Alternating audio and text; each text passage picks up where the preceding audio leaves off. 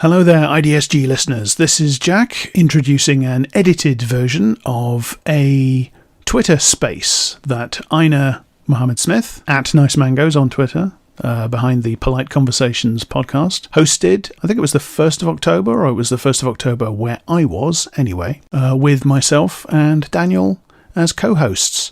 And we had some guests turn up. Teddy Wilson, who is at Report by Wilson on Twitter, turned up. He's a journalist and a researcher, publishes radical reports, really good stuff. And some listeners joined in to ask us some questions. I've gone ahead and included their voices and their questions in this on the assumption that they'd be okay with that, given that they knew that the Twitter space was being recorded. But if the people in question don't like it, then they can contact me and I can take this down and edit it out, edit their voices out. I'm quite happy to do that. But I kind of just felt safe assuming they'd be okay being included. So, sans all the technical glitches that I cut out, here is that Twitter space. Hope you enjoy it. We had a lot of fun and talking about various right-wingers being silly and topical issues. Well, they were topical then anyway. And then things got a bit more serious in the back half.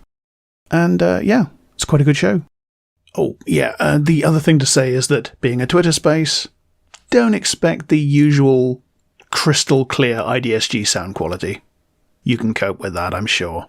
Hello, everybody. Thank you so much for coming to our catch-up Twitter space. It's been a while. I haven't been online much lately. I have certainly missed out on a lot of pretty funny right-wing and IDW type outrages and takes. So I thought it would be good to chat with my two friends over here, Daniel and Jack. You guys probably all know them from the wonderful I Don't Speak German podcast. If anyone keeps a good eye on the right and the IDW, it's them. I'm sure they'll catch me up with what I've missed, and we can have some laughs and stuff, which I have desperately needed. If you've been following my work and have listened to my recent update, you'll know that life has been pretty rough for me lately. I do have a GoFundMe that you also might be aware of. It should be linked either to the tweet that is my pinned tweet, or it should be my pinned tweet. But if you go to my pinned tweet, you will find it. If you would like to contribute, that would be wonderful, because we are quite close to hitting the goal, and it'd be great if we could. Anyways, if, of course, you have no idea what I'm talking about, then you can listen to my most recent episode. There's a bunch of stuff that I know it'll be super fun to discuss, I think. First, we could chat about Peterson crying about being the incel king or whatever. I thought that was pretty wonderful. You guys must have seen this Piers Morgan, Jordan Peterson sobbing interview. I'm going to admit that I saw it sort of like appear on my feed and was like, oh, Jordan Peterson cried. Yes. That's a dog bites man story for me, you know. And then you said you weren't even talking about it, so I went and, you know, watched it and watched Matt Walsh talking about it, of all things. I am now, I think, and also Sam Cedar's take on it, which was very funny. So I am now apprised of it. Yeah.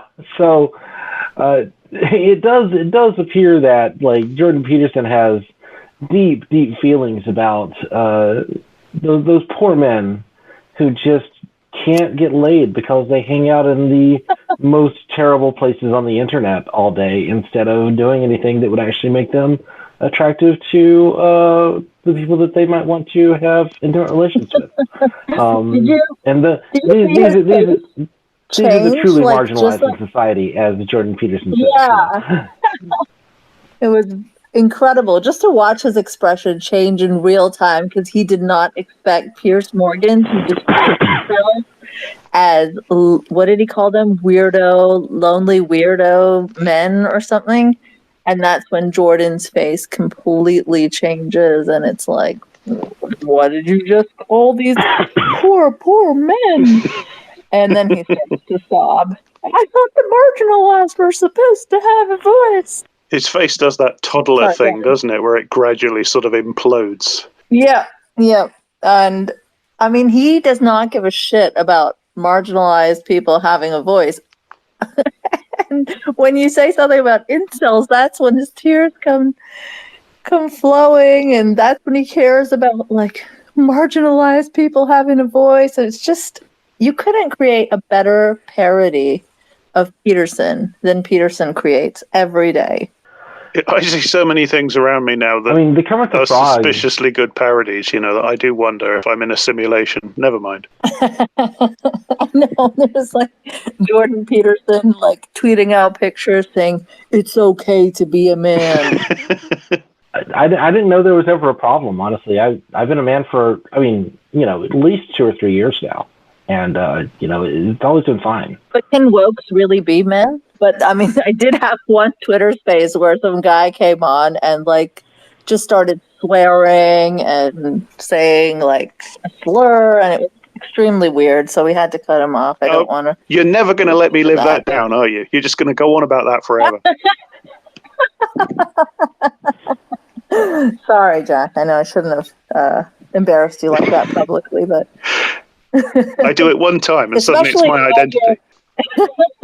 Especially as you're still grieving, the loss of the Queen. Oh yes, Her Majesty. Yes, I've just genuflected. Yeah, so sorry. Yeah, we're gradually sort of feeling out in this country. We're feeling out the things that it's now okay to do again. Can I do this again? Is it respectful now? It's very difficult. Right. It's like walking on eggshells. Trust me, from Canada, it has been pretty bizarre because the queuing and just the endless coverage over here has been wild. Yeah, there was 10 days or so where it was just wall to wall in this country. Every television channel was pretty much showing and most of the coverage, as I said to Daniel on the episode we did about this, was just kind of empty streets with people standing in them, and eventually a car would start moving very slowly up the street and people with somber expressions would be walking behind it, and there'd be loads of people on either side sort of filming it with their camera phones, and that was most of it for hours and hours and hours on television. And everywhere you went, everything, like the supermarket, the bags were all black and all. It's just psychotic. Woo! I'm interested in the logistics of this, honestly. Like, the supermarket bags were black, so did they have, a stash of black bags that they were waiting to bring out? I'm exaggerating. The Queen died? I'm exaggerating for comic effect, but loads of stuff. Like, pictures of the Queen went up everywhere, and every website had a thing at the top saying, "Oh, sorry about the Queen dying." And, my local shop... Right. My local shop has a post box outside, where you post your mail, as you Americans would say, and somebody had put a sort of knitted crown on the top, I suppose, that had been left over from the Jubilee, and they'd edged it with black silk. That's what it was like here. Wow. Yeah. That's I saw this montage too of different British news presenters just clipped together talking about the queue, and it was so wild. There's the queue to end all queues, and one person said, if someone doesn't want to queue up for this, what does that say about them? And it's I cannot understand that. Yeah. Well, it says that you're not really patriotic, I suppose, if you don't want to queue for hours and hours and hours to walk past a box. That may or wasn't it days too? At some point, I heard that people were. I could be mistaken because I've only been dipping in and out. But I thought that I heard on the news that some people spent the night queued up. Oh God, yeah, or something. yeah. I think there was. I think some people were in the queue several nights because the queue was incredibly long. It was. Well, I don't even know how long it was, but it was very, very long. And people were in there. They were sleeping in the queue, and I think so. Wow. And then you get I have never wanted to queue for that. for that long for anything. We had one news segment about a guy who brought his mum's ashes with him to the queue so that he could take her ashes past the Queen. You know. Oh, wow. Yeah. This is a very uniquely British thing, I think, that people outside will just not be able to relate to. You know, like a lot of British things, I don't think it's really uniquely British. I think we just have our own particularly British way of doing it. You know, like grotesque, servile weirdness towards authority. I think that's to be found everywhere. But we just have a way of doing it that kind of makes it look really, really boring and weird. So... I didn't say that. You did. Yeah, no, I mean, we're good at it. It's one of our superpowers. Sure is. It sure is. But yeah, did you come across many people that weren't feeling the same vibe? Loads, yeah. Almost, I mean, it says something about, there's a sample bias here. You know, my social circle is what it is. Yeah. But almost everybody I know was disinterested, I would say. Not sort of ideologically anti like me, but just kind of not interested. I think the public interest in the royals really has declined over the years, you know. Yeah, and I mean, that's just modernity, isn't it? Because like, how long are we going to hang on to this for? It seems like. Well, you'd hope, wouldn't you? But there's, I think other Brits sort of compensate for that by being extra weird about it. So that's very true. Yes, we saw that all the way here in Canada too. Yeah, we made a bit of a spectacle of ourselves there for a week or so, but there you go. But in my country, we fought a war over this a couple of centuries ago, so I do not have to give a single solitary shit about it. That's right. And I take that as a privilege I will take to my grave, honestly. But I certainly missed all the IDW takes about this. What did you guys catch any interesting ones? I really haven't seen anything about it.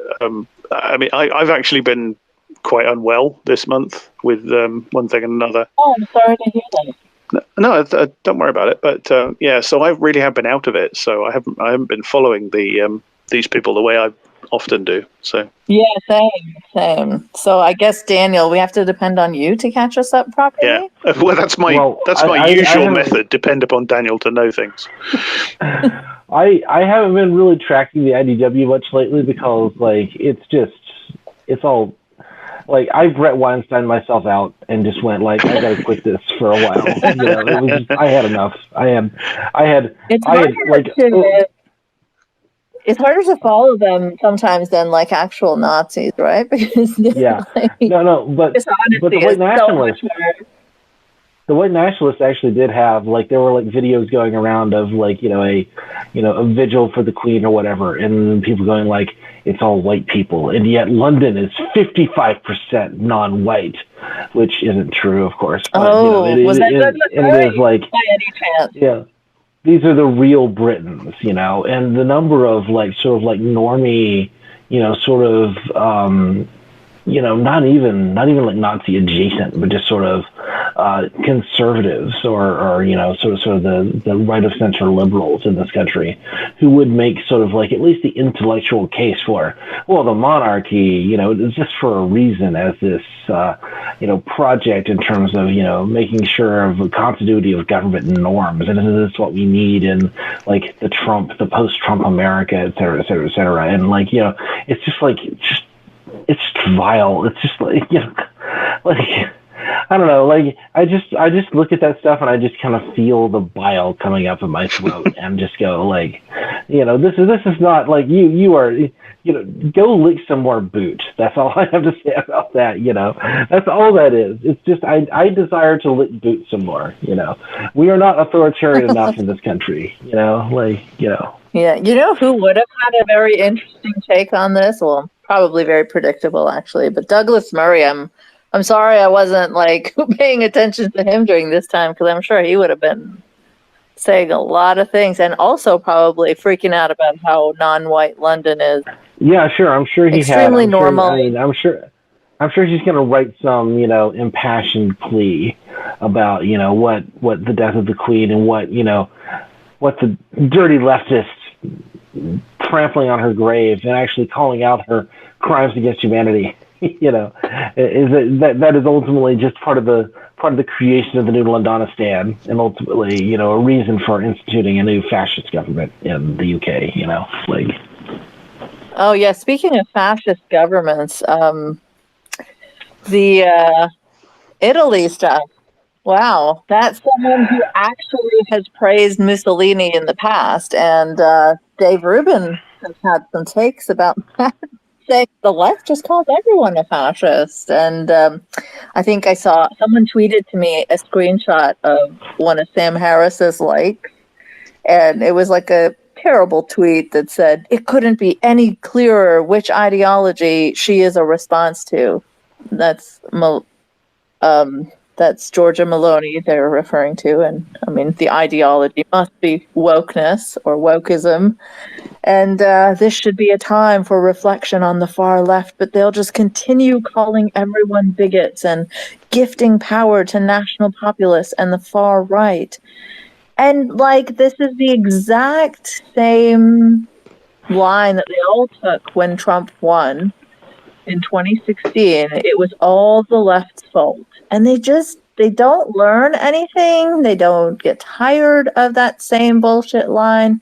Always blame the left for the far right. And make excuses for the far right. Yeah, well, that's their job, isn't it? I mean, yeah, but like, who keeps falling for this? It boggles my mind. Like, how are people still falling for this shit? well, Like, oh, so and so country elected a fascist. That's because so and so. That's because the woke's called people racist, and people's had problems with racist Halloween costumes or blackface, and that's why this is happening.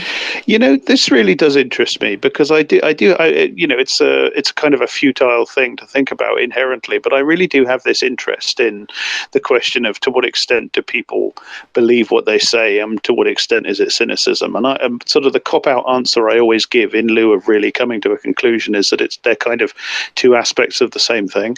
But you know, you ask why do people fall for this, and I mean, I wonder if they really do. Like, I'm not doing that thing where, oh, surely people can't really believe this, that certain people do. You know, they hear outrageous right wing opinions, and they kind of reject the premise of anybody actually believing them. No, I think people believe them in that sense, that they're prepared to act upon them. You know, but in a sort of deeper sense, like, I mean, Sam Harris has actually written about this, interestingly, hasn't he, about the nature of belief. What does belief practically mean for people on a day-to-day? Well, I really doubt that for a lot of people, most of the time, it means I actually think this thing is empirically, objectively true outside my head. I think millions of people act upon their working definition, their active definition of belief is, this makes me feel good, this makes sense to me, this makes the world make sense to me emotionally and intuitively, you know. And so you've sort of triggered me on this, but you know, why do people fall for this? I kind of wonder if they actually do fall for it in the sense of believing the empirical claim rather than sort of, I mean, really the job of people like this, you know, the Matt Walshes of the world and all these people, is to just repeat the same thing over and over again. And the people they say it to, their job is kind of just to consume it over and over again, because the real aim is always to, you know, well, it's to attack the left, and it's to attack the oppressed and anybody that's trying to change the world. And, you know, and that's the real aim. And kind of like this game of here's a claim about why this thing happened. Oh, yes, I believe that. That's just, to me, that I think a lot of the time that's just like a language game. You know, and what's actually being circulated between those two nodes is kind of an agreement upon a different set of underlying principles. Yeah, absolutely. I think you're spot on when you talk about belief not being like the literal thing that we might think it is, and it just is like, yes, this is what feels right to me, this is what makes me feel good. Even in terms of like religious belief, that's why I never quite got behind like the new atheist idea of jihadists needing to 100% believe in this magical afterlife. Like, I don't think that's how it works all the time at all. I think people are motivated by different factors, sometimes by poverty or just, you know, like the 9/11 guys went to a strip club. Yeah. Doesn't mean that they weren't dedicated to their religion. It just means that they're human beings and they don't work in a linear manner. Yeah, belief, and including religious belief, is something that people produce, and it's a way of understanding the world and organizing their own conduct and organizing the way the world makes sense to them. And I think that's. I mean, I think we've talked about this before. We know sociologically that the model that you get from the New Atheists, from Sam Harris, etc., of "I believe I will get 72 virgins, ergo I will be a suicide bomber." That's just not true. It's a hell of a lot more complicated and historically and socially embedded than that. And I think it's sort of a similar thing going on with this endless roundelay of right-wing propaganda. As I say, I don't think it's really about making factual claims and getting other people to believe those factual claims. To me, it's like an endless sort of circle jerk of reassurance. I hate those people. Do you hate those people? Yeah, I hate those people too. Yeah, we all hate those. It's like that going round and round and round and round and round. That's so true. I mean, when Dave Rubin just started, I was like, okay, how many episodes can he possibly sell? Just going on and on and on about the regressive left, the regressive left, the regressive left. I was like, even the most idiotic people are going to get sick of this. But no, they really, he just got bigger and bigger and bigger. Yeah.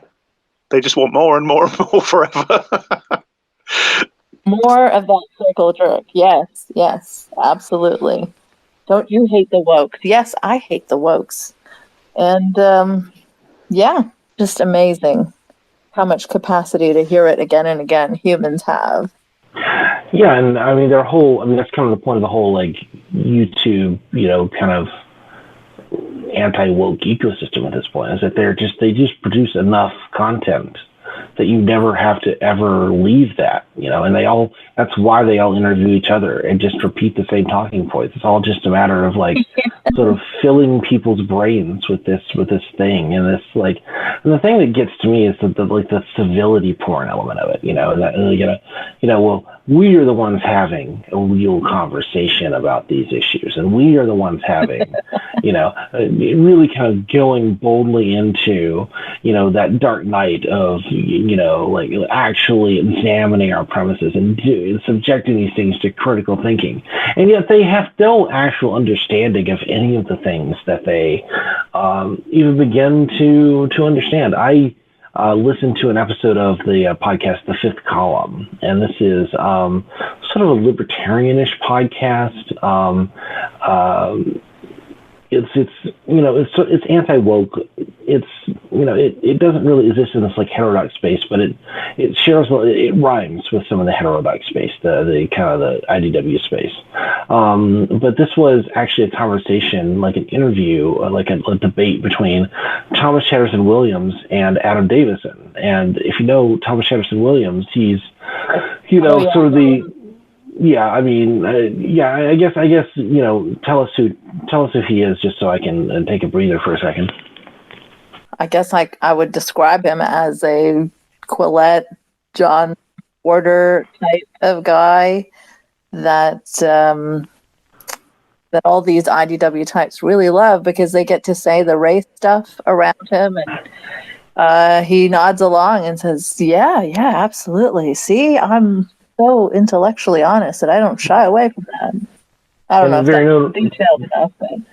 And very nobly, he is an African American man, so that's essential to his appeal, I think, for the audience. Yeah. But he was in this debate, or the pseudo debate, with Adam Davison, and now Adam Davison is probably not a name that many people listening to this are necessarily familiar with, but he was a reporter for years and years. He was a reporter for years and years. He was one of the co-founders of the NPR series Planet Money. And let me be clear, Adam Davison is not someone who's going to agree with my politics.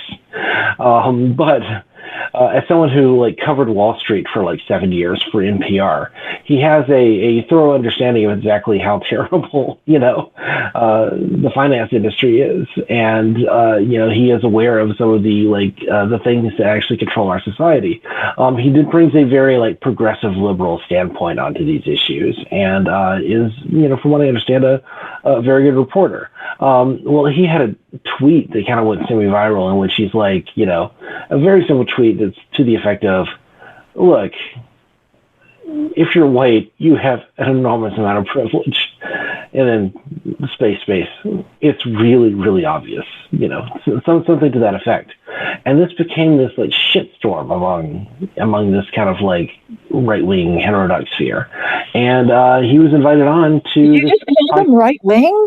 I can't do that. But he was invited onto this podcast, and they have this long thing of like, this is one of the best conversations we've ever had on this topic, and isn't it amazing that we actually really drilled into like the details. And I listened to it, and it's like, I mean, Adam Davidson does fine, in the sense that like he's a middle-aged white liberal who's doing the thing that middle-aged white liberal men are going to do. But like, there's nothing, like, there's still no like real examination of like systemic problems.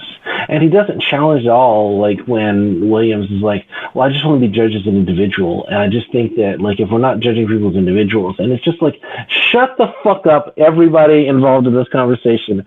If you're not actually going to talk about the systemic problems, I don't know why we're doing this. And I guess the reason I'm bringing it up is just because it's like, it's just so endemic to this that even the slightest bit of pushback that Adam Davidson gives is like this, scathing critique for these guys.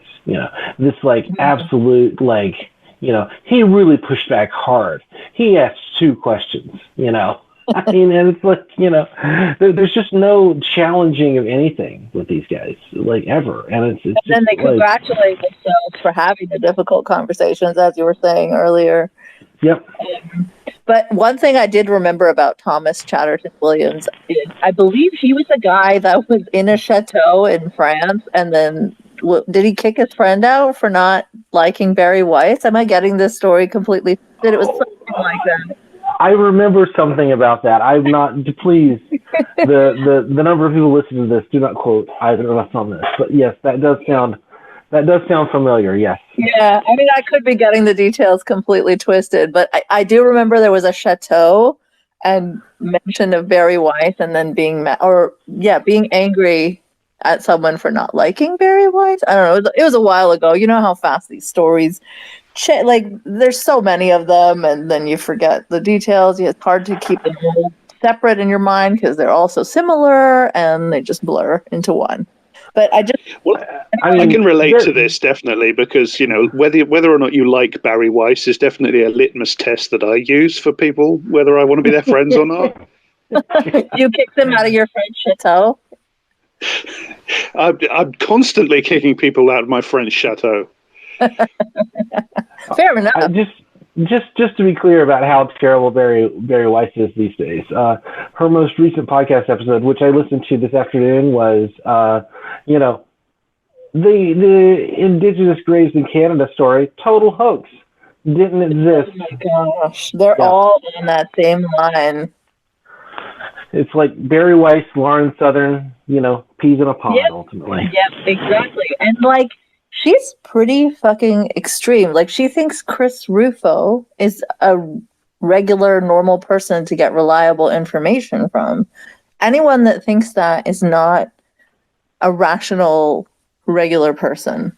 Or it's just a political opportunist, which is kind of goes back to the same thing of, ultimately, does Barry Weiss actually believe this? Well, her paycheck is kind of relying on her believing it.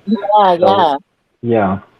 She really does strike me as sort of along the same lines as Rubin, as being influenced by almost behavioristically by the love bombing and the clicks and the approbation, and of course the money that she gets from going in certain directions and just obeying that and not others. I think that's probably how she works. And I think she's probably convincing herself of she's convincing herself of what she needs to be convinced of in order to make this career path work, That's how I read her. I mean, she's one of those who is just so like obsessively avoiding the real topic, and like her coverage is so obviously slanted and so obviously, you know, like you see exactly where the details that she's omitting would have changed her entire narrative, and she so definitely avoids those things that you really just can't get beyond believing that, like, she knows what she's doing, at least, even if she believes every word that she says and she believes in the message she's sending. It's absolutely a manipulated bit of propaganda, and that's what's kind of fascinating to me, you know. Yeah, I mean, I agree, but I'm going to sort of argue against my own point now, and, you know, argue in reverse. But the faithful do that. The true believers do that. They develop the ways in which to argue dishonestly in order to get across what they know to be the deeper truth. Yeah. Well, that's kind of what apologetics is, you know, in some sense, right? You know, it is like just finding, at least in this kind of popular, like, Protestant conception, you know, in the Southern Baptist Convention or whatever it is, you know, all you have to do is you have to know, like, the two talking points that will, like, totally shut down that atheist, that evolutionist, you know, and then you can go about the rest of your day, you know, and you don't have to know any of the details, and you don't have to care, you know, and yeah. Oh, have I been watching some Answers in Genesis videos lately? Yes, I have.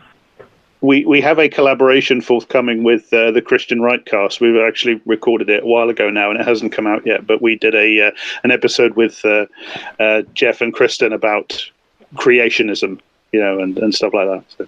How fun! Like old school. I have not talked about creationism or talked about owning creationists in quite a few years. So that's fun. That's very much Daniel's start. So.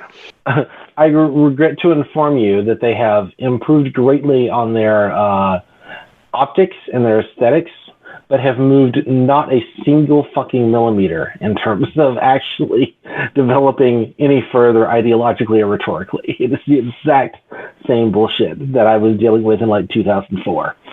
No question. Yeah, not surprised to hear that. The Dave Rubin thing, how you said that Barry Weiss has a little bit of Rubin there. I think honestly, the whole IDW is just like different shades of Rubin. It is absolutely the same thing, just in less obvious degrees, you know? Yeah. 50 Shades of Rubin, yeah. Absolutely. It's like some people prefer their Rubinism to be like less obvious, so then they prefer the Sam Harrises. But some people want like the very obvious Rubinism, and so then they go straight to the original source, right? But it's all the same shit, just with different packaging, perhaps.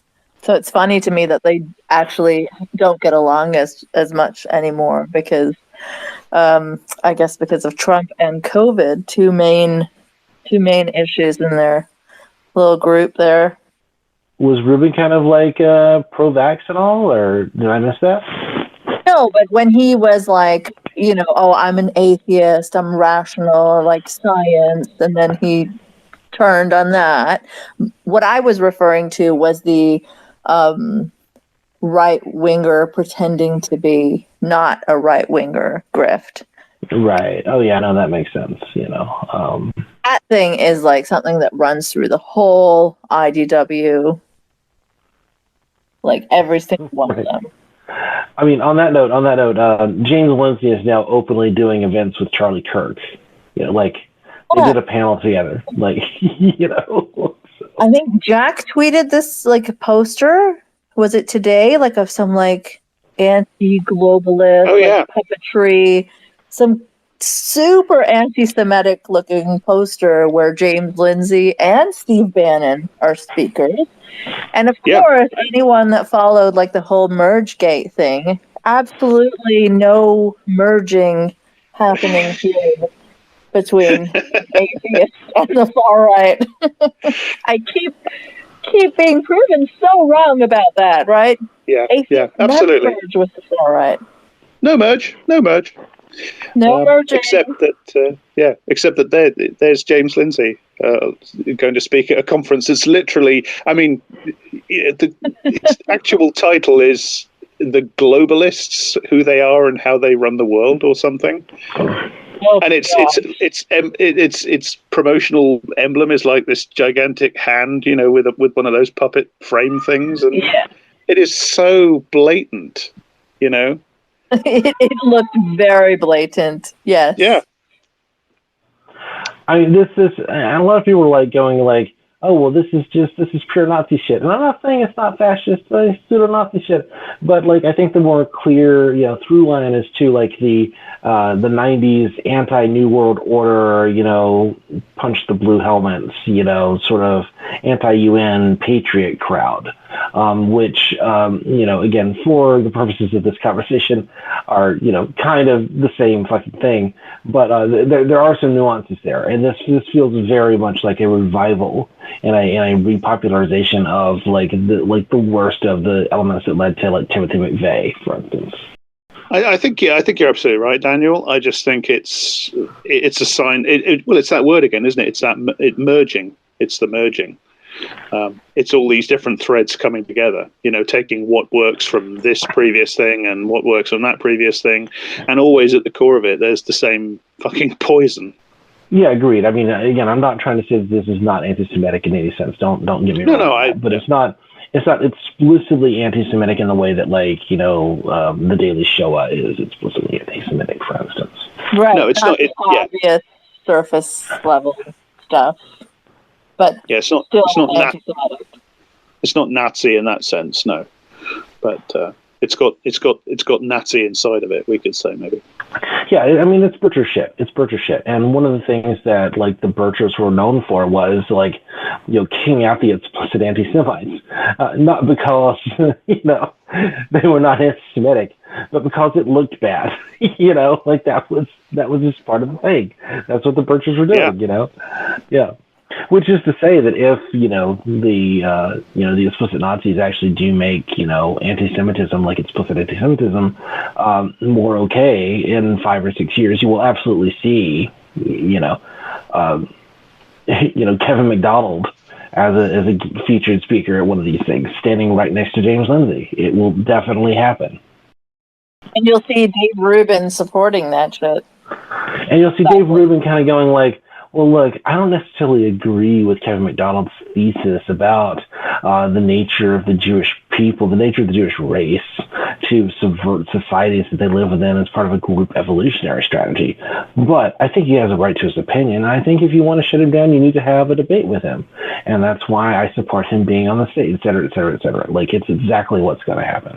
I mean, just look at how far we've moved since 2016. Yeah, I mean... Yeah, did you see Dave Rubin's conversation with Jordan Peterson, where Peterson was talking to him about, like, parenting as a gay person and how, like, that's not the ideal, and, like, being a straight heterosexual parent should be the ideal for every couple, and a straight monogamous heterosexual couple. Yeah. And, like, it was so cringe. Like, I felt so much secondhand embarrassment just watching that, the way Dave Rubin was like a total doormat, and the things that Peterson was saying, like, painful to watch. When Dave Rubin is the better man in the conversation, when Dave Rubin is the one you have sympathy for, things have gotten real bad. They've gotten really bad.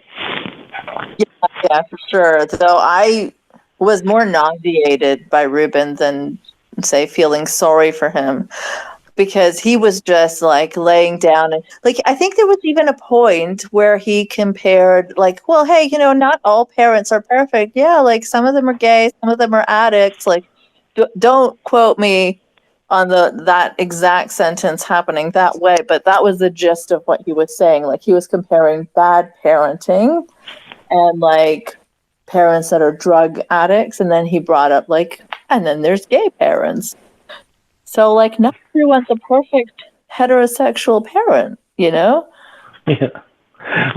we've got both kinds of bad parents here. Those who are in loving homosexual relationships and those who are like desperate heroin addicts beating their children. You know, both bad. Not saying equally bad, just saying bad. just bad, you know, like, you know, things are, you know, it's a thing. You know, some people occasionally run a stoplight and some people commit mass murder. These things are both bad, both need to be addressed by society, ultimately, if we're going to have a healthy way of living. Yeah, clearly. There cannot be a more spineless person than Dave Rubin. I keep wondering what point he's going to finally stand up for himself, and it doesn't come. It does not come. Your desire to continue to pursue Dave Rubin is astonishing. Like, it gives me hope for like society, honestly, because he's so far gone as far as I'm concerned, and you just keep following him and you keep talking about him. Like, but Dave Rubin, and I'm like, the last time Dave Rubin was relevant to me was like 2016, maybe. You know, like I included a clip of him talking to Stefan Molyneux in an episode I recorded in 2019, and that's like literally the last time that Dave Rubin impinged on my consciousness, except when Michael Brooks or you makes fun of him. You know, like that's it. You know. I feel like it's those of us. Yeah, he is a spectacle, but I feel like it's those of us who kind of keep on watching him that are desperately searching for hope, you know, because I think we feel there must be a bottom to this. There must be an end point. There must be a point at which even this man says, hang on a minute. And, you know, we're waiting to find it, whereupon we can kind of jump up and down and say, there is some hope for humanity. I mean, I'm either waiting to see if he finally stands up for himself, or if he like says, okay, well, I'm going to try and be straight now, like in a Milo way. And either way, it's going to be something that won't be boring to watch, but like, sad and cringe, certainly. We had a few things sort of to possibly talk about. I mean, we've talked a little bit about Jordan Peterson crying over the incels. One of the things you wanted to talk about, Daniel, was the Right Stuff dating app? Yes. So, and the funny thing is that anytime anything with the right stuff in it, I get tagged, you know, because like, of course. Is this named after the right stuff.biz? Is this named after the Daily Show Boys? And it's like, yeah, this is Peter Thiel's like thing, and the right stuff is a generic enough name. I mean, maybe in the back of his head, he's like trying to like steal SEO away from a site that's basically shadow banned from Google, but that seems unlikely to me. You know, I think that this is just sort of like, you know, if you're going to name your all Republican dating app something, then calling it The Right Stuff is like it's the most obvious thing you could possibly name it, outside of like, you know, the salt mine or something, you know. Yeah, but like I watched the like ad and the like the little ad that was going around, and it's literally like a group of women who are very deliberately chosen to be of, you know, various you know, conventionally attractive, but, you know, we're not talking about sort of like the Fox blonde bombshell, you know, like Megyn Kelly type, you know, that's not the person who's in, but, you know, of you know, they're mostly white, but there are a couple of people of color kind of standing there, but they are all like explicitly, not even right wing, but explicitly Republican, you know, and they're literally like, you know, what do you want in a man? It's like, I just kind of like the alpha male type, you know, and what we know from dating sites in general is that they are overwhelmingly, you know, it's a sausage fest. I apologize. I don't want to be essentialist in terms of gender roles, that sort of thing, but, you know, it is overwhelmingly cis dudes who, you know, exist on dating sites. And every cis woman who is interested in a cis man, or even if not interested in a cis man, gets 1,000 times the requests that she could ever possibly respond to. So, you know, that gets even worse if you remember the Ashley Madison saga. Ashley Madison was I remember that. Effectively, it was leaked or something. what if you want to cheat on your wife? That's essentially what, Ashley Madison was.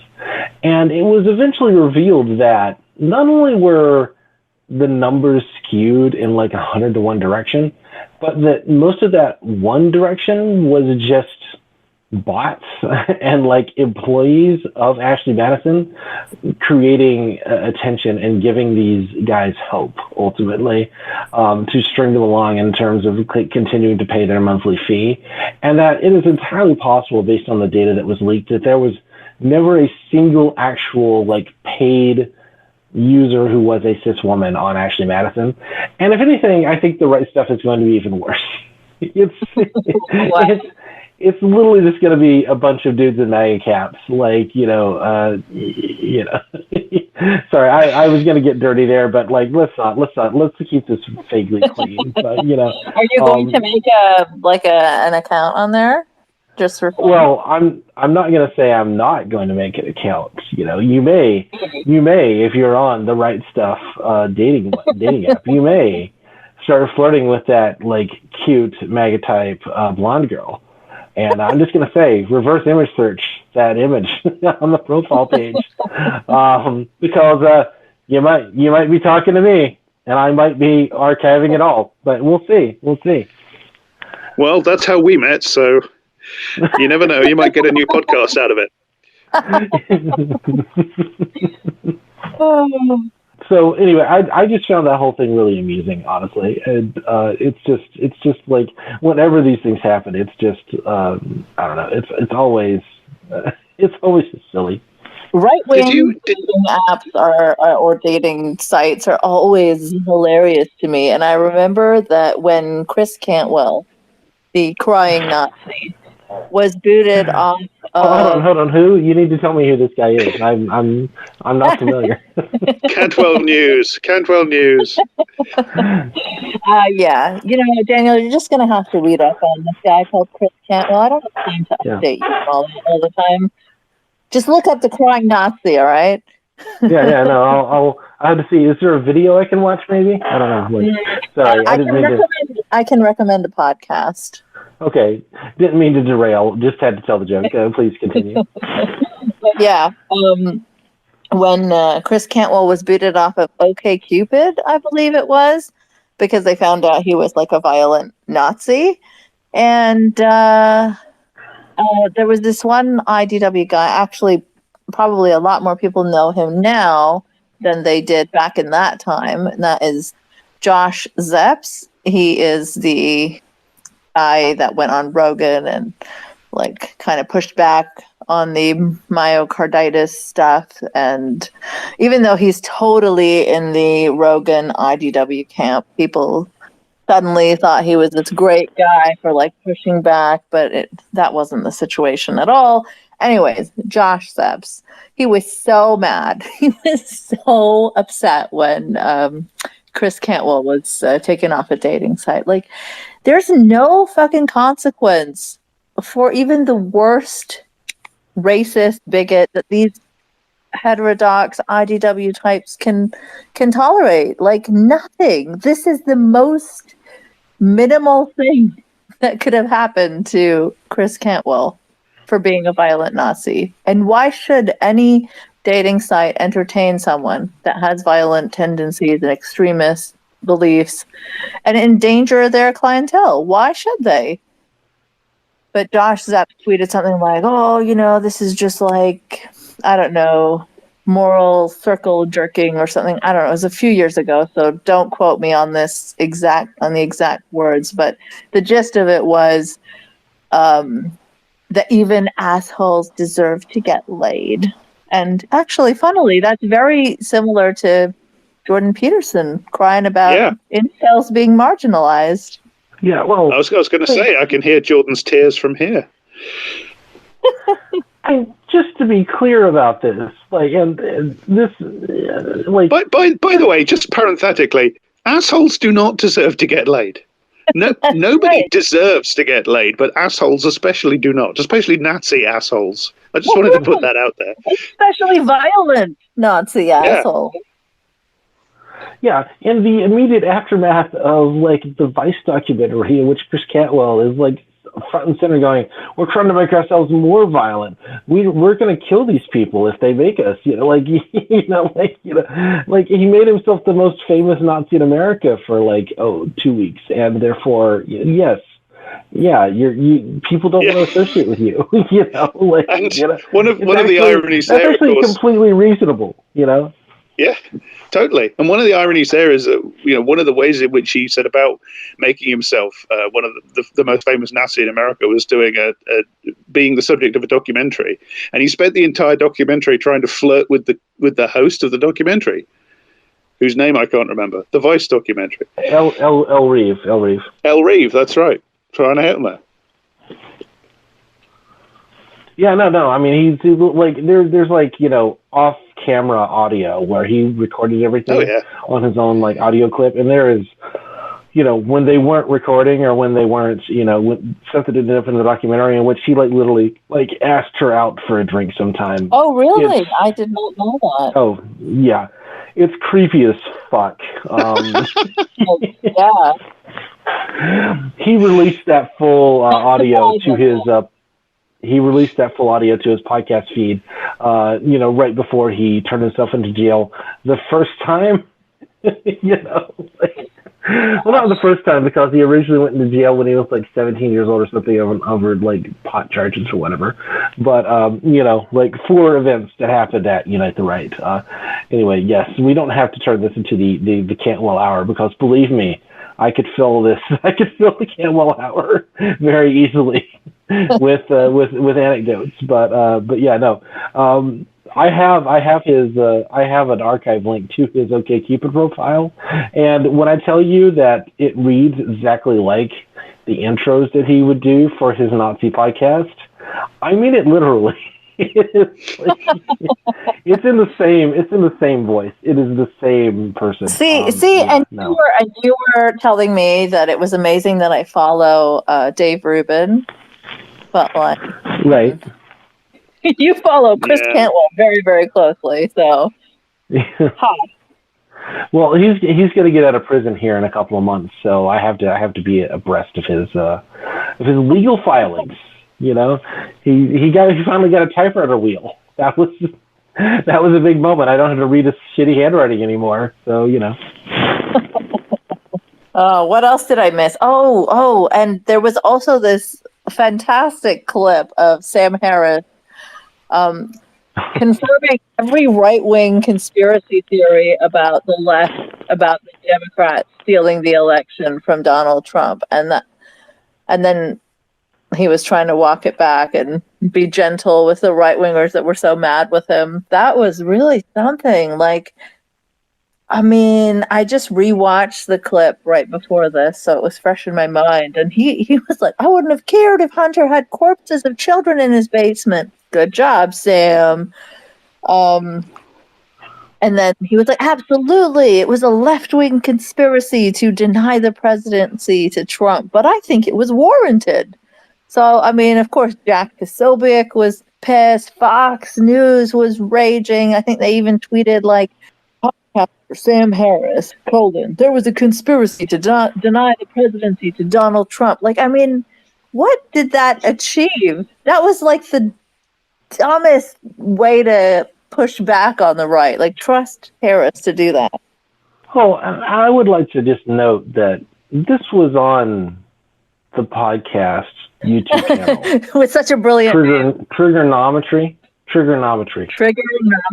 yeah. Which I know that you're aware of this, and you can disagree with me on this, but if you're talking to the trigonometry dipshits, you are scraping the barrel. You are scraping. You're not in the bottom of the barrel. You're digging into the wood in the bottom of the barrel. If you're caring what these people have to say, ultimately, this is just absolutely insufferable content. And Sam Harris just goes on. The name alone should be a hit. Yeah, and it would be. It's almost as if the content is even worse than the name. It's so awful, and it's so the most ridiculous thing you've ever seen. And Sam Harris, to his credit, I don't like to give him credit, but he says what he has always said in every conversation he's ever had about Donald Trump, and that is like, he doesn't really talk about Donald Trump's like policies or that he's a racist or a fascist. Like, he believes that Donald Trump is a racist. He doesn't say fascist, but he believes that Donald Trump is personally a racist. But he doesn't think that Donald Trump's policies are particularly racist. Yeah. It's just well, Donald Trump is rude in ways that are discomforting to me. Donald Trump, doesn't obey the rules of how we're supposed to abide our political life in the society, et cetera, et cetera. And therefore he is he thinks of him as this, like, the most terrible person who could possibly be U.S. president. And so when he says, well, Joe Biden could have like the bodies of dead children in his basement, and actually that's better than Donald Trump being president. He like, that's what he legitimately believes. That's not him being edgy at that point. But like, it's not even, like, there's an argument to be made there, but at least you have to acknowledge the like realities of like what Trump is doing, and the fact that Sam Harris has just completely lost the path in terms of like his anti-woke reflex, his anti-Trump kind of reflex just does not allow him to understand what people's actual criticisms are of this, whole thing. Like, I mean, it is like a mote in your eye, the mote versus beam kind of concept kind of comes to mind with this, is that, Sam Harris, not wrong, Donald Trump should not be president of the United States right now, but Sam Harris refuses to find any actual, like, comprehensible reason for that, as far as I'm concerned. It all tracks back to the fundamental truth about Sam Harris, which is that he is a reactionary who thinks he's a centrist. So, and the world is replete with specimens like that, of course, because we live in a world that generates that, because we live in a world where the center is actually quite, in objective political terms, the center is actually quite far to the right. The reality of our world is the opposite of that cartoon that Elon Musk tweeted. It's actually going the other way. So it generates these people like fucking lice. America. Yeah, probably. Yeah, I dare say. But Sam Harris, he's one of these people that's actually a reactionary conservative who thinks he's a centrist. So he thinks of himself as being this guy who hates the extremes.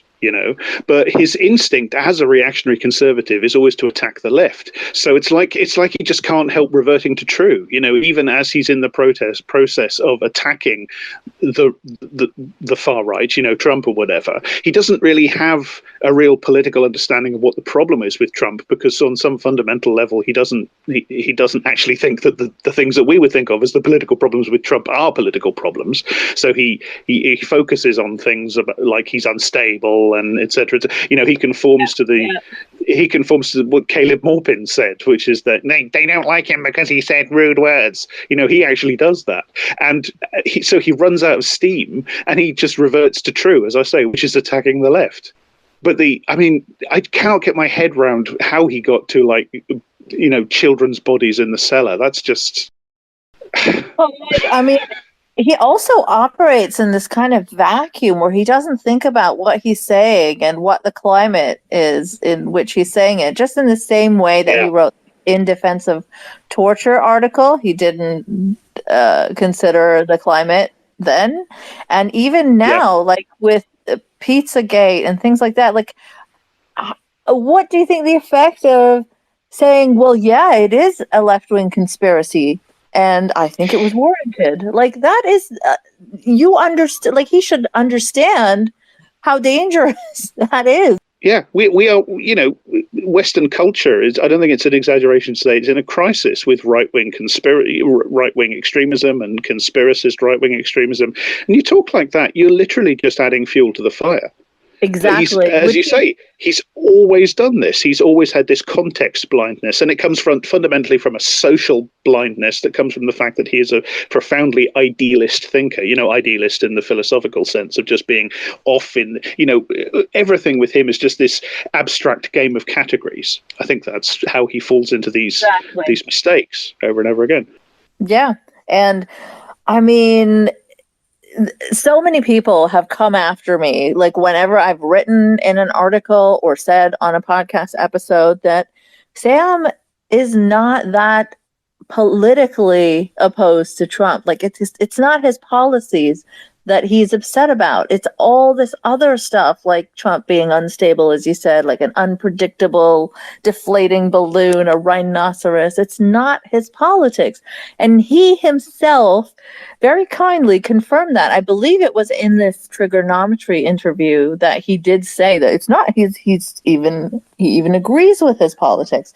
And that was just so good to see, because like it's right there. I've been saying that for years, and people would be like, you don't know what you're talking about. Sam Harris, he's Trump's biggest critic. Of course he's not on the same side as him politically. Whenever I say Sam is pretty right wing, that's what people always say. Like, oh, he's Trump's biggest critic. I'm like, yes, I'm aware of all his superficial, shallow criticisms of Trump.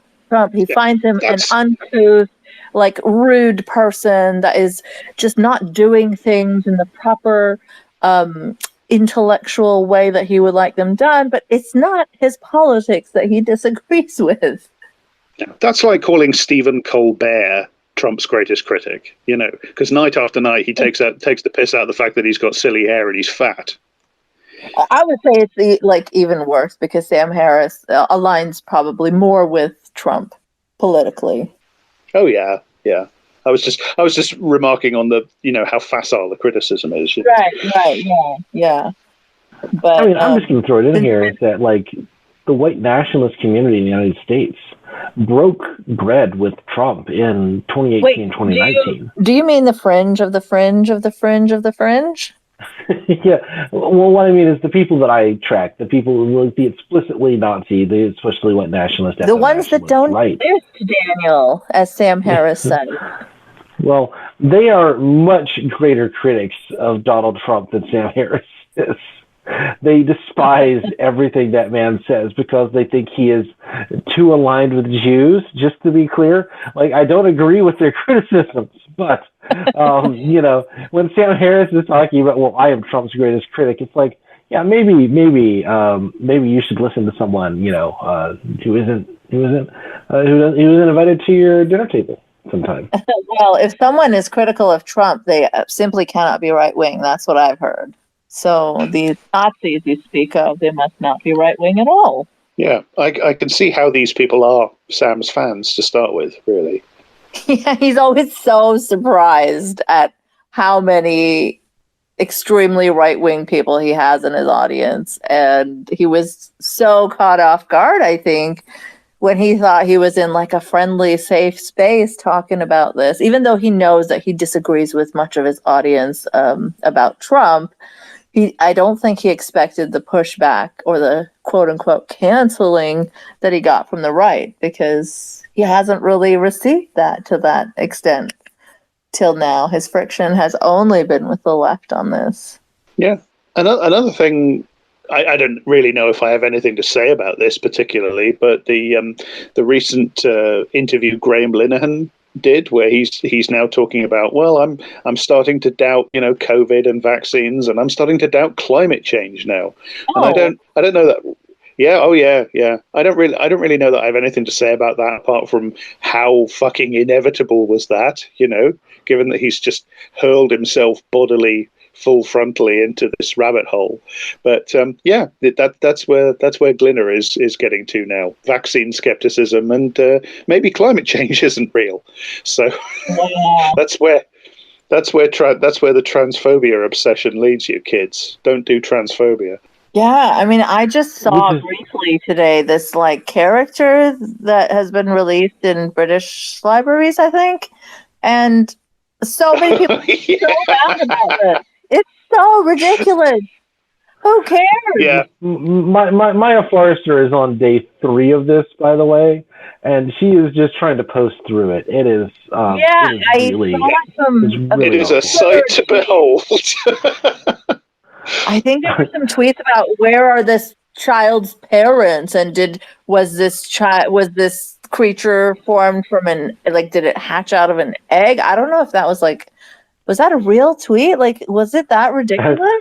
They're all real tweets. Yes, it is actually that ridiculous. Yes. Does she really want to know where this fictional alien character, like whether it was birthed from a mother or not. Like, what the fuck? This is the new Tinky Winky is gay Jerry Falwell argument. Yeah, I mean it is literally that ridiculous. It's just, I don't know. Like, what do you even say about this? What do you even say about this except, like, you know, it's like, if it was just one tweet, you could sort of get it as a, you know, oh, this is like indoctrination of children, that they're like producing this thing of like, there's a character using they, them, and it just encourages them, it encourages children to see sex as something non-binary, yada, yada, yada. But then to get into, like, you know, well, how is this biology created? We don't even know. And her whole argument is that essentially that it just normalizes the sort of like pronoun checks, essentially. It just validates this sort of idea that, you know, maybe there are people who don't use he, she, or, you know, that maybe you have other pronouns available. And that's fine, which is exactly what it's doing, you know, like, she's not wrong. But then to go down that whole rabbit hole of, you know, like, it would actually be more respectful to just call them groomers at this point, you know, like, rather than to, like, pretend that there's some, like, ideological, intellectual, biological justification for this. No, you're just calling them groomers. And it's, you know, not that I think that they should do this, but it's more honest, right? And that's the thing that kind of gets me about a lot of this stuff, is like, just say what you mean and let's call you a bigot and move on, you know? Yeah, well, that's the whole thing with the IDW too, right? Is like the slimy dishonesty that really gets you. Is because, you know, almost Tucker Carlson is more honest about what he is and what his views are. He doesn't try to sugarcoat them and pretend that he's not right wing or whatever. That's the bit that infuriates me. I mean, I'm going to tell you that some of those gender critical, quote unquote, feminists are like, they're just as terrible as the Nazis. You know, like, no questions asked. I mean, like, I follow Helen Joyce on Twitter, and like, routinely she will say shit that just takes my fucking breath away. Like, it is, I mean, just vile stuff. And you know, it's just I mean, my heart bleeds for like trans people who have to deal with this shit like is like a personal attack. Because me, I am far away from this, obviously, and so I get to kind of treat this as sort of an intellectual exercise. But like, I don't understand how any trans person stays on Twitter at all anymore. It's just vile. It's just disgusting stuff. And for me, it's like very sad to see all like the ex-Muslims that I used to know and chat with a few years ago have all gone down this extremely turfy road. No exceptions, almost. It's very sad. Turfism really seems to be a gateway drug towards ever more extreme right-wing politics for a certain type of particularly a certain type of British woman, you know. But you know, obviously it's not just British women, but it seems to work particularly well for a certain type, and it is astounding watching the rapidity with which they spiral towards, as Daniel says, staggeringly outrageous. I mean, to give the devil her due, right? She's not actually saying, Forstater, about this cartoon character. She's not actually saying, you know, we should have detailed information about you know, the biological process whereby a fictional cartoon character came from for children. Otherwise, you know, but it's hard to know. She's not saying that, but it's hard to know what she is saying if she's not saying that, because what is the alternative? What is the alternative to just having the character there? I mean, you know, since time immemorial, people have been inventing children's characters, cartoon, literature, whatever, who are just there. Like Rupert Bear's just there. We don't know his family background. You know, we don't know the circumstances under which Morph was. I mean, I'm probably too old. People won't recognise Morph, but when I was a kid, there was a character on TV who was like a plasticine man called Morph, and at no time was I informed by the TV show he was on. Tony Hart never said, Jack, Morph came about through heterosexual, cisgendered, biological, you know. So it really is just about it's finding a rationale, I think, for obsession. You see this with these people, with the gender criticals. They just get obsessed with it. Maya Forstater really is she's an obsessional case. And I think she's rationalizing like crazy. And as Daniel says, posting through it. But it's quite a sight to behold. It's as Daniel said, I'm not involved in it myself personally. I have the luxury of sort of standing back and being horrified and sometimes laughing darkly. But my God. Yeah, and I mean, when they go nuts over like fictional characters, it is just incredible to watch because, I mean, who do they think the snowflakes are? It is. Well, there's that hypocrisy, isn't there?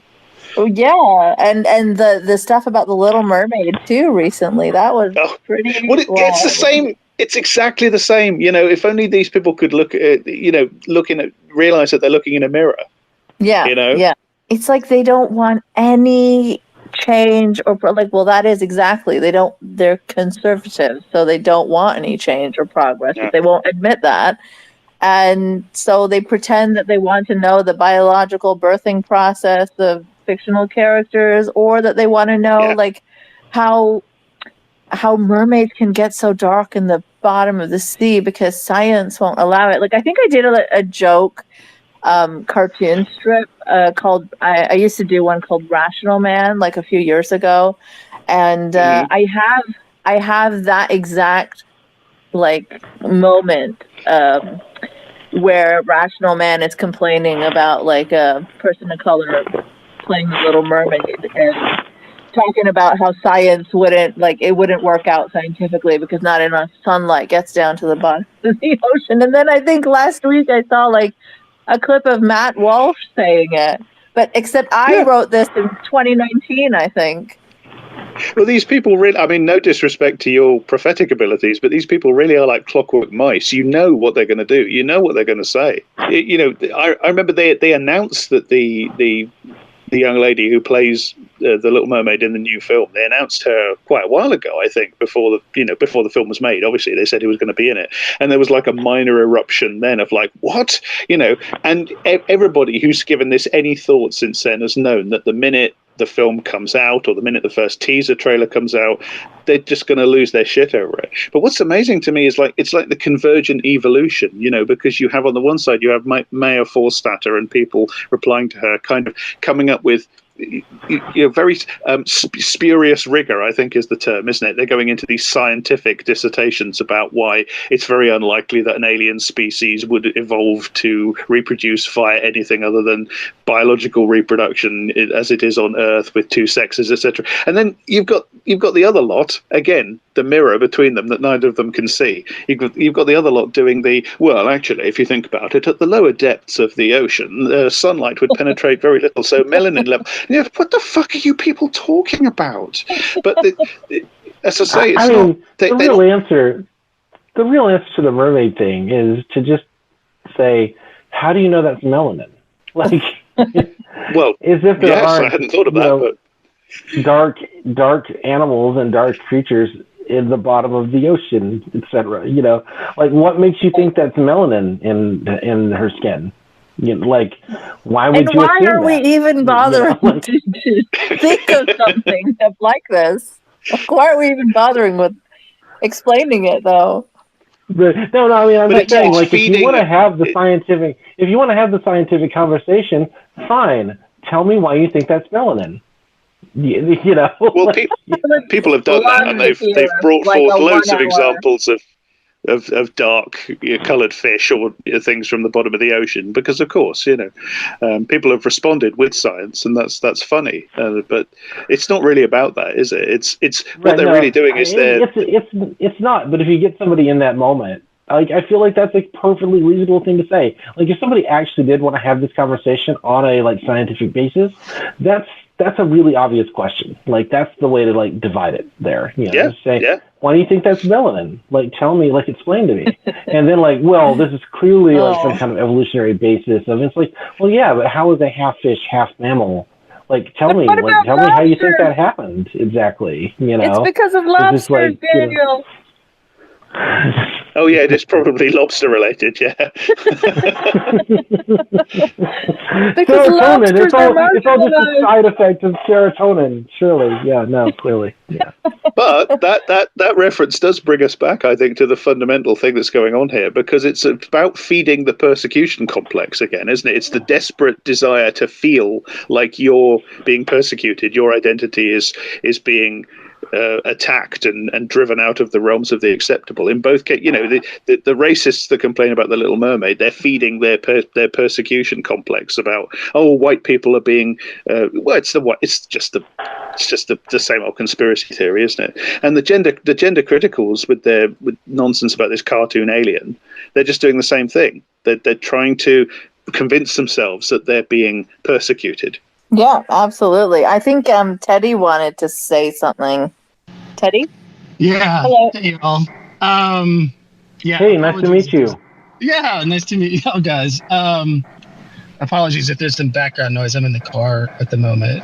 But the thing that really kind of drives me batshit about these folks is that, so many of the folks that, complain about whether or not a mermaid is black, or whether or not, dwarves or elves are black in a magical world where trees can speak, or whether or not, there's black folks from Valeria in a world where there's magical dragons, is so many of these folks are the same people that think a man that lived 2,000 years ago in Palestine had fair skin and blonde hair. Like, it just drives me crazy that they are so upset about all of this stuff, but yet can believe that a Palestinian man looked like he was American, essentially. It's just craziness. It just drives me nuts.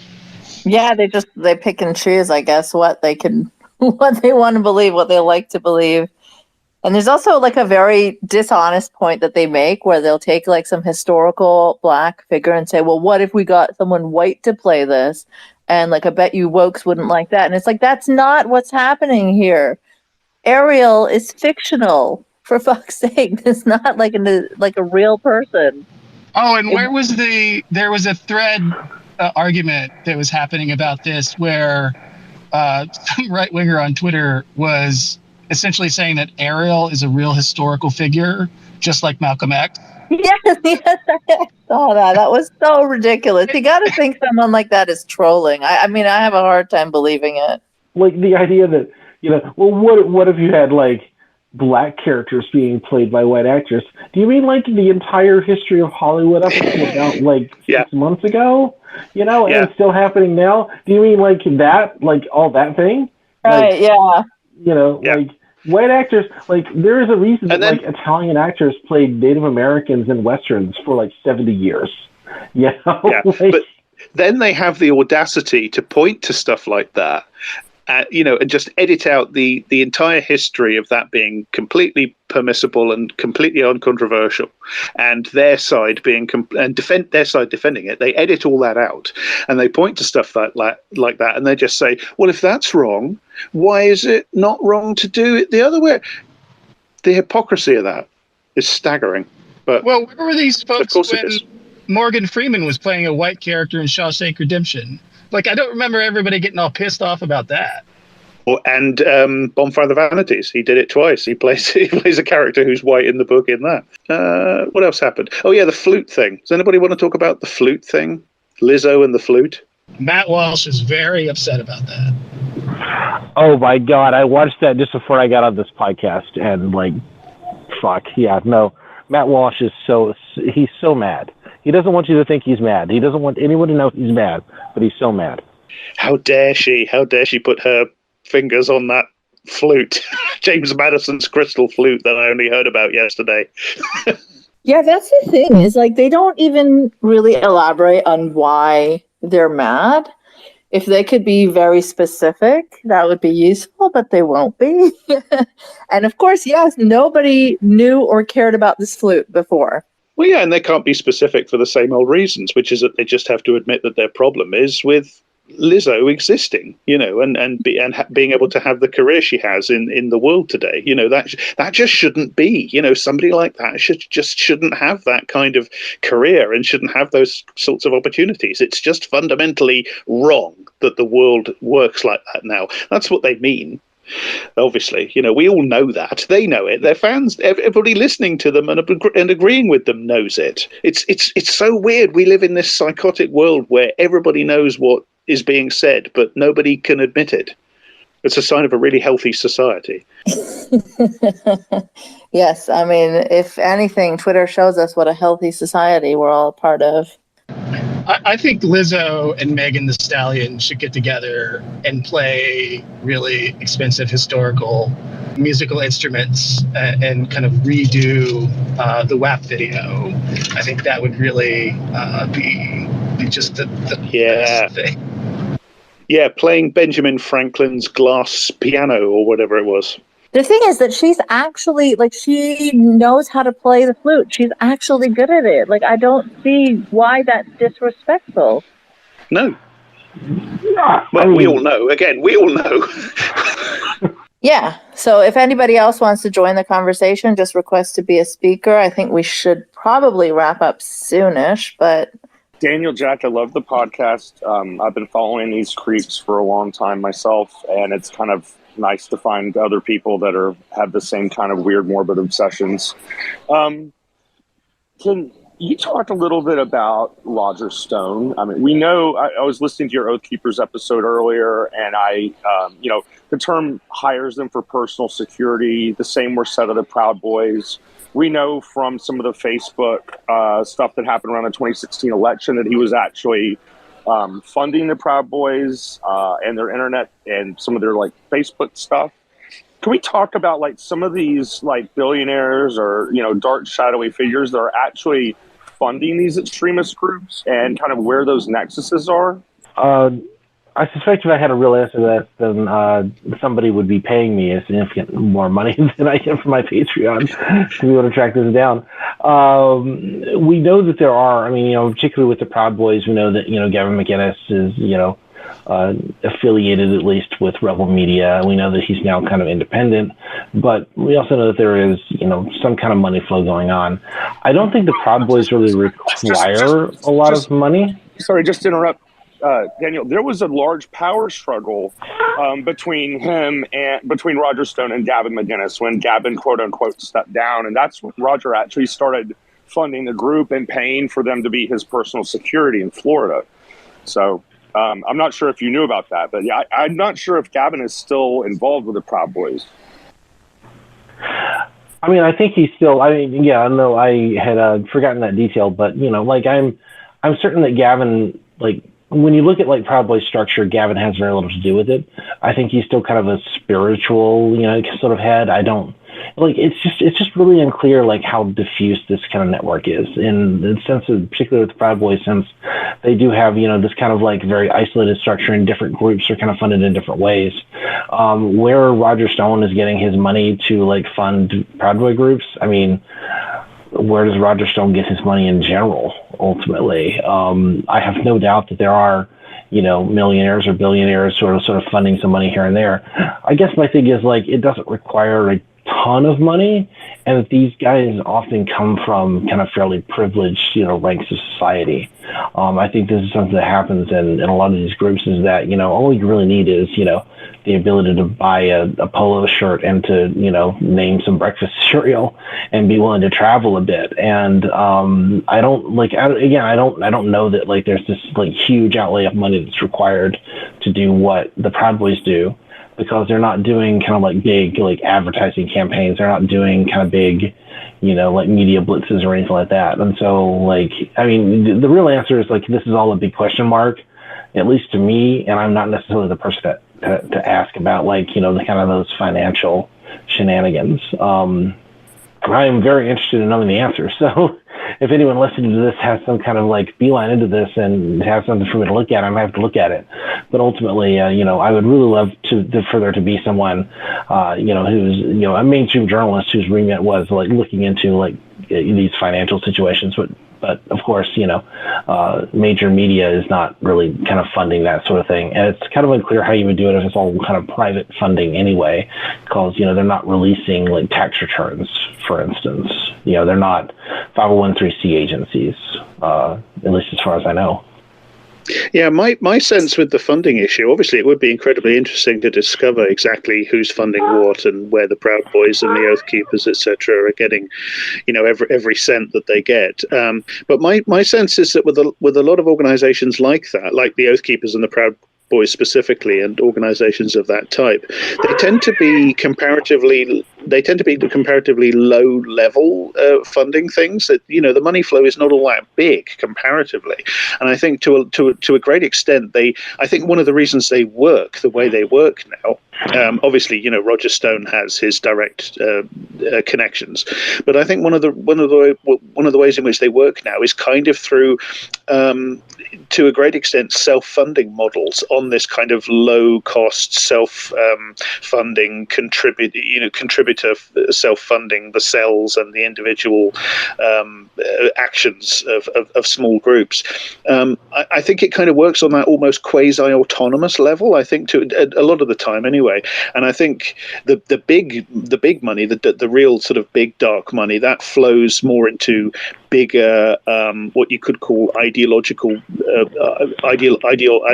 persuasion stuff, like and lobbying, of course. I mean, you have this enormous network of sort of academia or sub-academia that's parasitic on academia in America, which is this vast networks of think tanks and non-profits and places like that are all over the economics departments of American universities, just churning out the same free market and right-wing dogma over and over and over again, and churning out people that adopt and ingest and completely imbibe that worldview and go on to become lobbyists and so on and so forth. And of course you have huge flows of billionaire money flowing to the Federalist Society and places like that. I think that's kind of I think that's kind of emblematic of a division in the structure of the right generally. But one of the terrifying things about our moment, I think, is the way these things, without actually merging in the sense of funding streams necessarily merging, they're ideologically merging. They're forming linkages despite being funded in discrete ways. Yeah, I think all that is right. I think a good group to look at that is kind of analogous to the way the Proud Boys work, particularly how dispersed the Proud Boys are now. There's so many different chapters around the country. There's not like a central organizing force.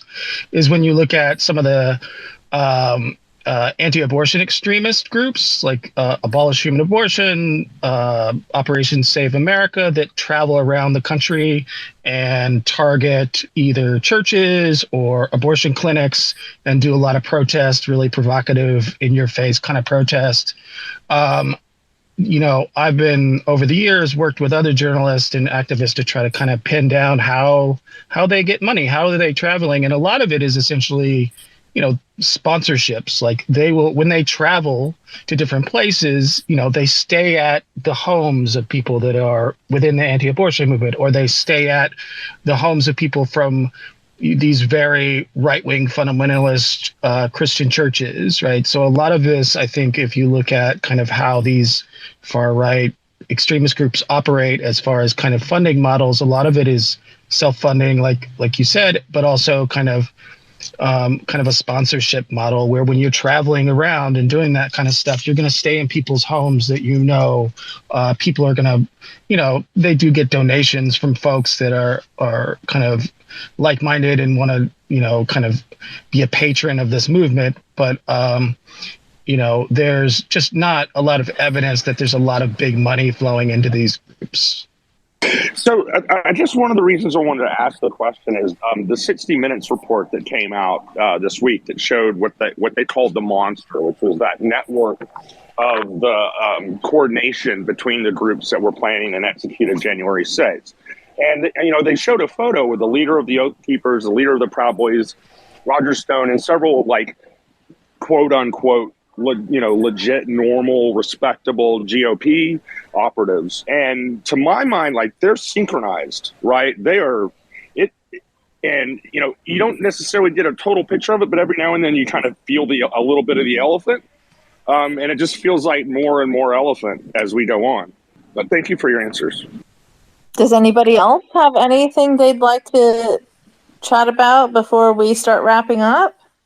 Sure. This is Mike. I'm one of your listeners of the I Don't Speak German podcast, and ironically, I'm there right now. You're where right now? Germany? Munich at October. Oh, okay. Oh, cool. Germany. Yes. I wish I was at Oktoberfest right now. So jealous. No worries. So Mike, I'm kind of curious as to what the ultimate objective of all that is. All these things that they're building towards. I personally don't think that some of these paths that you're going down are their ultimate objective, if you kind of get what I'm saying. Like, one of the things I think is coming is more like they want a Christian theocracy for our country, the United States, that is. But, I don't know what that true endpoint is. That's kind of the question I have. I mean, it depends on which group you're talking about and which sort of faction. Part of the problem with kind of discussing this in generalities is that they all have their own methodologies, their own desires, and their own kind of stated end goals. If you ask me, like, what seems likely, I think that something that looks something like a sort of Christian nationalism, within the next 10 or 15 years seems like a very real possibility in which the rights of non-Christians, the rights of atheists and Jewish people and Muslims will be increasingly laid waste by the Supreme Court, while kind of explicitly or implicitly, kind of Christian leaders become more and more entrenched. Most certainly on the Republican side, but even in Democratic politics, as they sort of like move more and more towards the center, as Democrats are willing to do. I find it unlikely that something like an explicitly anti-Semitic National Socialist politics is going to take hold here. Although you may see some sops towards a sort of quote unquote socialist, like redistributive policy, but it will be almost exclusively routed towards probably not like white people, but towards like Christians, towards people who are kind of engaged in some kind of religious work or whatever. That I think is sort of like where things are trending. And the reason I keep following the sort of like the extreme, like more National Socialist types is because I think that they are kind of paving the way for that.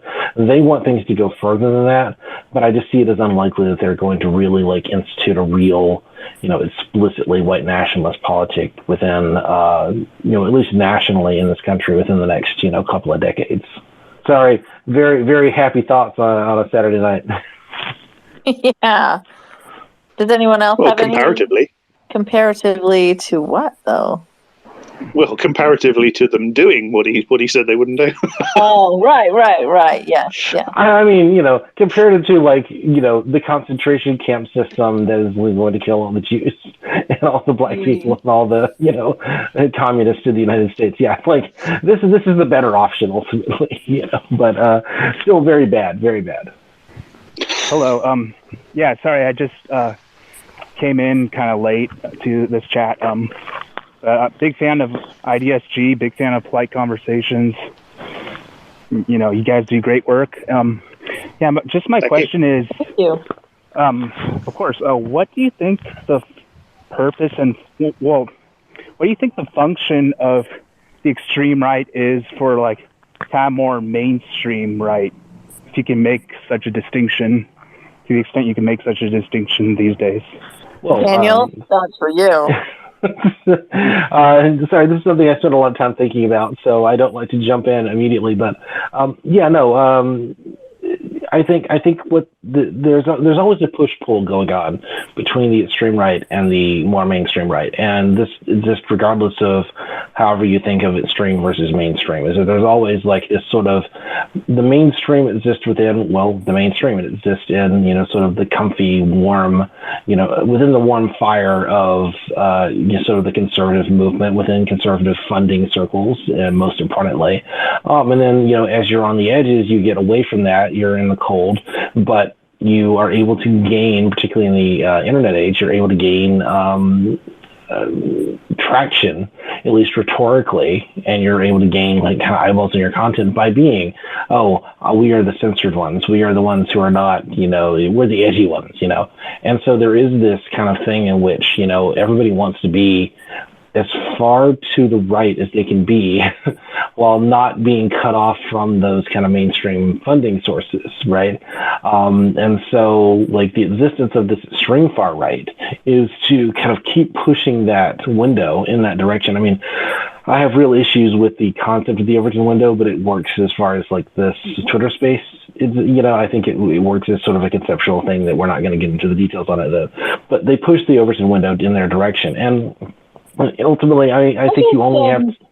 Sorry, can I just jump in to say, how do you think the IDW ties into that? I know we're making a distinction between the far right and the not far right, but like, what do you think the purpose or like the intent of the IDWers is in that regard, where they also always shit on the left for pushing back at all? Oh, Italy elected a fascist. Well, that's the fault of the far left. They shouldn't have called everybody racist. Like, what do you think their ideal situation is? And that's for anyone that really wants to talk about it. Your friend and mine, Sam Harris, my best friend. Your best friend, when he says Ezra Klein, who is, at best a progressive liberal. Come on, he's like the furthest left you can get. He's like a far left extremist. When Ezra Klein is as far to the left on racial matters as the Grand Wizard of the Ku Klux Klan, they're like the two edges of racial politics for Sam Harris are Ezra Klein and David Duke, effectively. So first of all, there are people further to the right than David Duke. Like, not a lot, but they exist. Believe me, we've talked about plenty of them on IDSG. But obviously, like, Ezra Klein is the mushy center as far as I'm concerned on these issues. Like, yes, I think if Ezra Klein were like dictator of America, things would look very much better than they are now. But I don't think he's going to be able to fundamentally like solve these problems, even ideally, And so when the IDW sort of like treat someone like Ezra Klein or Adam Davidson, who I mentioned, who I talked about earlier, as sort of like, well, these are the left wing. These are the people like the really radical out there people thinking that like white privilege is a problem that should be solved. That has a very real effect on our politics because ultimately within a capitalist journalism system, the people who get invited to go on talk shows and the people who get to be invited to do op-eds and the people who get these kinds of positions are people who are never going to like fundamentally question the problems of white supremacy and capitalism in this society. And so there is this sort of left wall that exists within these people's mind frames and within sort of the popular discourse. And that means that everything gets, if Ezra Klein is your left wall, then, Gavin McInnes doesn't look so bad, ultimately. Because Ezra Klein is never going to be able to give the actual like criticisms that Gavin McInnes or Dave Rubin or Ben Shapiro. Like Ezra Klein went on Ben Shapiro's show, to hype his book, and this was only a few months after he did Sam Harris's show, or when they did their big debate. So if you're relying on those people to be like effective bulwarks against this rise of fascism or this kind of Christian nationalism, Christo-fascism, however you want to describe it, ultimately that itself has this very strong effect within the way that politics just works in this country. You know how you're saying like the goal of the right is to be as far to the right as possible without losing, I guess, you said mainstream funding and also like this guise of respectability, right? I think, don't you think that is like where the IDW comes in? Like they're masters of kind of bridging the two. I mean, I think it kind of depends on like which figure you're talking about. I think Douglas Murray very much exists right in that space. I think Douglas Murray is a Nazi who doesn't want to say he's a Nazi ultimately. Oh. I mean, I think Douglas Murray, like, lullabies himself to sleep at night with the Rivers of Blood speech, frankly. Well, I mean, he has not hidden the fact that he thought that even the person who did that speech was underestimating the problem greatly. Yeah, right. What I'm kind of being flippant here in that I don't think that Douglas Murray literally thinks Hitler did nothing wrong. But, I think, but yeah, no, Douglas Murray is someone who, very much sort of exists in that. Like, even Douglas Murray is not as far right as he might be. I think that, someone like a Brett Weinstein or a Sam Harris, like, tells himself he's a nice, like, centrist liberal just trying to make sense of the world, although they, very much befriend these far right people. And I think that, like, it's not, I don't know, I have complicated feels about exactly like where these individuals lie, but I think that certainly like a Barry Weiss, exists as far to the right as she thinks she can without, really kind of losing that sort of mainstream credibility. I think maybe what I'm thinking is like the people who like rely on this sort of access to mainstream journalistic channels toe a different line than the ones who have sort of independent funding sources.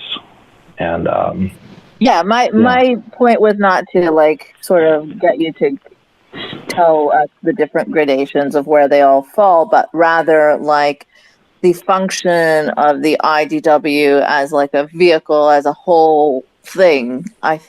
In my opinion, it is to bridge that gap. Perhaps not always as intentionally, but they definitely do push the Overton window and normalize a lot of far-right talking points, and I think want to normalize a lot of far-right talking points because they think the world has gone mad and too woke and too left, and they don't seem to understand what far left means politically. It doesn't mean like someone who thinks racism is bad too often, but it does. Right. Yeah. I mean, I don't disagree with you. I think maybe I'm overthinking the question a little bit, but all right. Well, I agree with Anya. I was actually thinking those same things. So I appreciate you, Anya, for bringing up that idea of the IDW people bridging and kind of, however, knowingly kind of mainstreaming a lot of these really noxious and horrifying views. So, and I was just thinking of someone who was definitely more knowing from history, Pat Buchanan in the U.S. I don't know if we have figures like that. I guess Trump is probably the closest. We don't need a figure like Pat Buchanan today because Pat Buchanan kind of laundered kind of David Duke talking points and George H.W. Bush laundered Pat Buchanan talking points. In so we have Douglas Murray, and now we have Douglas Murray. Yeah, but some of the stuff I've been reading his new book. I don't know if you're familiar with Douglas Murray, but my goodness, his new book is like just entirely filled with white identity politics and David Duke type talking points, just polished up a little bit. I mean, Pat Buchanan appeared on James Edwards' The Political Cesspool, show several times over the last 10 years, although he doesn't appear these days. But James Edwards is an explicit white nationalist. They are now buddies with the National Justice Party guys. There is no daylight there in terms of Pat Buchanan would call himself a paleoconservative, but that's he's absolutely pushing kind of white nationalist talking points pretty continually to the degree that exists now. You're seeing it more in the sense that you're not seeing national politicians with that kind of gravitas that I think Pat Buchanan was sort of granted access to these spheres because he was, a former presidential candidate, and he had worked with Nixon, et cetera, et cetera. He'd worked with Reagan. I think that what you're seeing more is it's certainly in these online communities, is you're seeing someone, bugaboo mind, Elijah Schaffer, who is, functionally a Nazi, but just knows, how not to talk about the Jews, ultimately. And I think you're going to see a lot more of that, and it's just going to get more and more. They're just edging closer and closer to that, like, fiery edge, basically.